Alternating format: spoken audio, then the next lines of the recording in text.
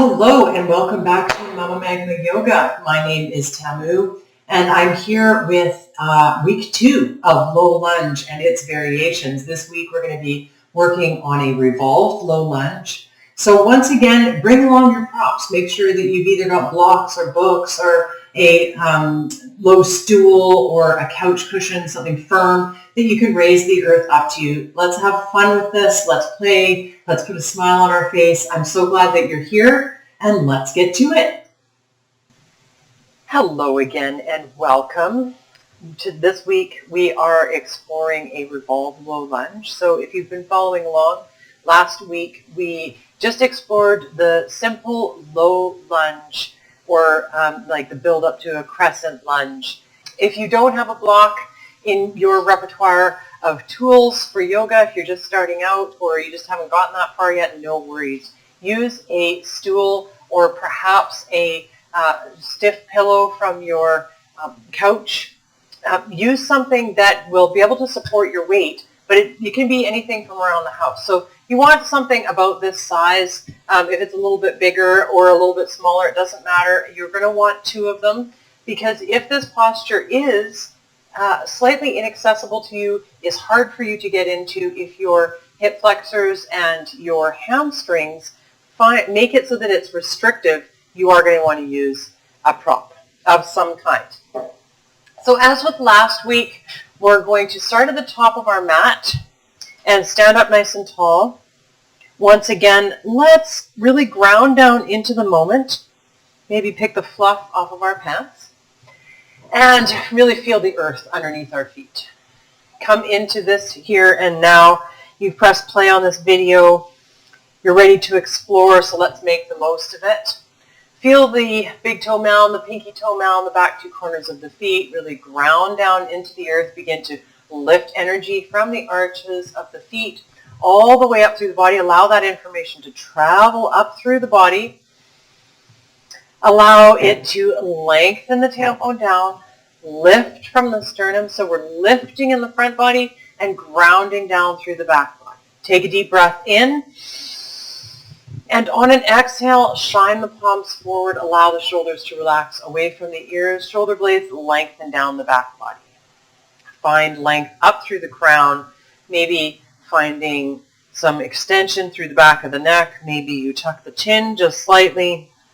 Maybe you close your eyes for a hot second just to tune in and to become present in this moment. We're going to get moving. We're going to explore this posture, so don't rush it. Be here now. Take one more deep breath in. Exhale, relax those shoulders. Just step into the moment, right? Then we're going to find soft knees and inhale, reach the fingertips up towards the heavens. Exhale, you're going to bring the palms together and slice it down the midline and find a forward fold. So as with last week, if you have really tight hamstrings and you need to bring your props into play to lift the earth up to you right away, please go ahead and do so. Be where you're at. Make sure that you're hinging at the hips and not at the waist. So maybe you take your thumbs to your hips and really feel the hip crease there. Find a nice, generous bend in the knees so that you can open through the lower back. Finding your forward fold wherever it is. Beautiful. Now, as I said last week, oftentimes this pose is approached from downward dog. We're approaching it from a different direction so that we can maybe access it just a little bit more. So wherever you're at with your forward fold, whether the fingertips are on the mat or they are on the blocks, let's bring the palms to the mat or to your blocks, and then we'll just step the left toes back. Same thing as last time. Move your blocks in line with your front foot. Make sure you're stacking front knee over front ankle. You're really pressing down into all 4 corners of this front foot. And then we're gently lowering the back knee. So if you're more more of an experienced yogi, then you may keep that back knee lifted, finding a more strengthening posture here, just pushing your limit just a little bit more. But if you're new to the practice, come on down to that back knee. Keep the back toes curled under. If you have knee issues and you find that this is better, you can also double up on your mat, find some cushioning there. If you have knee issues, to find more stability, you may want to come down onto the top of the back foot. Now you might find right away that you're not here. You're not where I am. You're more like here, right? We discussed this last week. So if you're someone who has really tight quads, really tight hip flexors, and tight hamstrings, then you may be up like this more. And that's where the blocks really come into play. Wherever we're at, whether we are down here or back here with our blocks, we're hugging everything into the midline. We're stacking the bones properly, so we're stacking front knee over front ankle. And we're breathing nice and deep.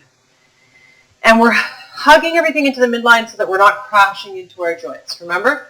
So we're trying to keep integrity so that we're strengthening the ligaments and the muscles and toning the body, as opposed to just overstretching and going into it too far, right?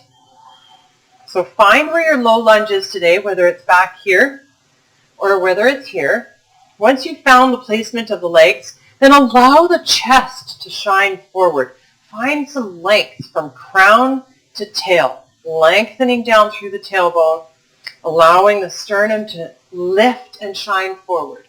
So if you're back here and you find that you're doing this and you're just holding on for dear life, that's okay. But try to lengthen the tailbone down, find a little bit of an arch in the back body, and shine the heart forward, lifting from the crown, using your blocks as support so that you can raise yourself up and you're not down like this. Oh my God, what's going on, right? And you can't get out of this pose. You can't find it. So really be where you're at today. Settle into the pose.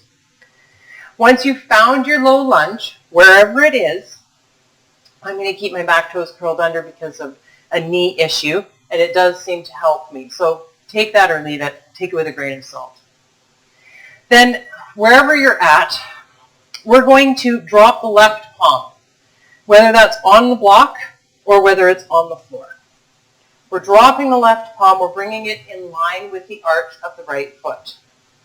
So if you're on your block and you're back here a little bit, this is more what it's going to look like, right?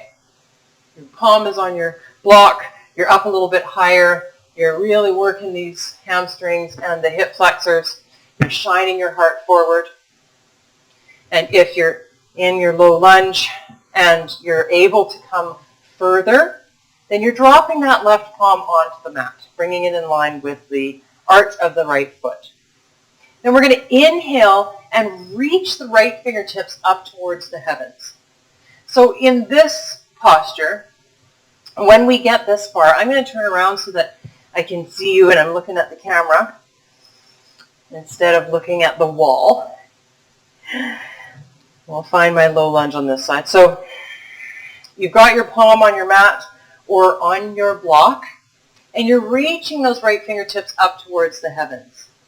You're really grounding down through all four corners of this right foot, and you're hugging the right knee into the midline. So, and you're really pulling back with that right shoulder. You're not like here, right? And if that's where you're at because you're tight, then slowly allow yourself to start opening up here. If you're on your block and you're back here more, it's looking more like this, right? You're really reaching those right fingertips up towards the heavens. You're working the traps. You're pulling back with that right shoulder. You're breathing nice and deep, finding a bit of a twist here. Finding your revolved low lunge. Maybe you're here. Maybe you're here. Maybe you're up on your fingertips instead of on the palm. Take a deep breath in, really open up, and exhale, float those fingertips down. Find your low lunge. Curl the back toes under, lift the back knee if it's not lifted already, because if you had the back knee lifted, then this is what it would look like, right? If this is where you're at in your practice. All the same things apply. You're pulling back with that right shoulder. You're extending through the crown. You're hugging that right knee into the midline. Inhale to reach. Exhale to float the fingertips down. Now, in a lot of classes, you're going to be cued to plant the palms and step the right toes back and find a plank, because you're going to be going into downward facing dog. You can practice that, see how it works for you. If you find that you're really struggling and you're pulling back with that foot, and then you finally get there, then as we discussed last week, you can keep the back knee lowered, lift yourself up, maybe use your blocks for help. Step that right knee back, find your posture first, and then come down into your plank. Or the easier way that might be more accommodating to where your body's at right now is to plant the palms, lift the back knee, or come onto your fingertips, I should say, find some buoyancy, and then step those left toes up. Find your forward fold once again. Take a nice deep breath. Maybe you bring your blocks into play, just carrying them with you, having them with you to support you, bring the earth up to meet you. Then on an inhale, we're going to bend the knees, drop the hips, spread the fingertips wide to come up, all the way up to mountain. Really reach, reach, reach. Maybe you find a little bit of a back bend. And then exhale, hands to heart. Wonderful. So that was Revolved Low Lunge. Next week, we're going to find a low lunge twist, which sort of has the same principles applied to it. There's a bit of a difference. We're working a few different muscles. We're sort of exploring it in a different way. But I encourage you to bring along your props once again to really use what you need to use in order to access. And to remember, it's sensation over shape. So you're building up to being able to do this posture in a deeper, more full way. But you're meeting yourself where you are right now and doing what you can to accommodate and allow your body to begin opening to the pose. So it's great practicing this with you. I hope you got a lot out of it. Please leave comments below the video if you have any questions, if there's any information you'd like to pass along to your fellow yogis, or just send a shout out and say hi and say you're there and that you watched it and tell me what you thought. That would be wonderful. Also, please don't forget to like this video and subscribe to my channel if you'd like to get notifications and see more of this yoga-related content. It's been a pleasure to have you here. I can't wait to see you next week. Let's bring palms together at the heart. Take a deep breath in. On an exhale, we'll bow chin to chest, mind intelligence to the body intelligence. Namaste.